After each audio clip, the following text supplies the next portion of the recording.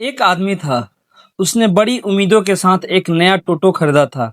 लेकिन टोटो खरीद लेना ही उसकी परेशानी खत्म नहीं हुई। मोहल्ले वाले ताना मारते थे। कोई कहता इससे कुछ नहीं होगा, कोई कहता 2 दिन चलाएगा फिर छोड़ देगा। वह चुपचाप सुनता रहा सबकी बातें, क्योंकि उसे पता था कि बहस करने से किस्मत नहीं बदलती, मेहनत करने से बदलती है। घर से दूरी थी, साथ में चिंता भी था। उसकी पत्नी की तबीयत अक्सर खराब होती रहती थी। बच्चे की स्कूल फीस भरनी होती थी। घर का राशन भी चलाना होता था।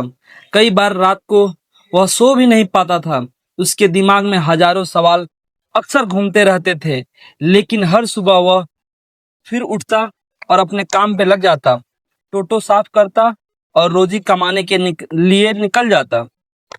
एक दिन उसे एहसास हुआ कि परेशानी खत्म होने का इंतजार करने से जिंदगी नहीं बदलती, परेशानी के बीच चलना सीखना पड़ता है। उसने लोगों के बातों पर ध्यान देना बिल्कुल छोड़ दिया। उसने अपने ध्यान सिर्फ अपने काम पर ही लगाया।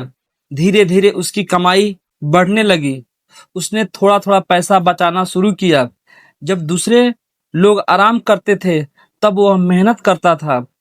जब दूसरे लोग उसका मजाक उड़ा रहे थे, तब वह अपने सपनों को मजबूती से काम कर रहा था, अपने सपनों पे।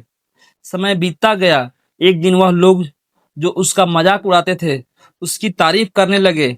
वही लोग पूछने लगे कि सफलता कैसे मिली। तब उसने मुस्कुराकर सिर्फ एक ही बात बताई, मैंने हारने की बजाय सिर्फ मेहनत करने पे भरोसा रखा था।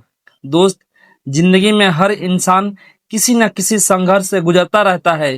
किसी को पैसा की चिंता होती है, किसी को परिवार की चिंता होती है, किसी को समाज के ताने मारने की चिंता होती है। लेकिन याद रखिए, आधी रात चाहे कितना भी लंबी क्यों ना हो, फिर सुबह होता जरूर है।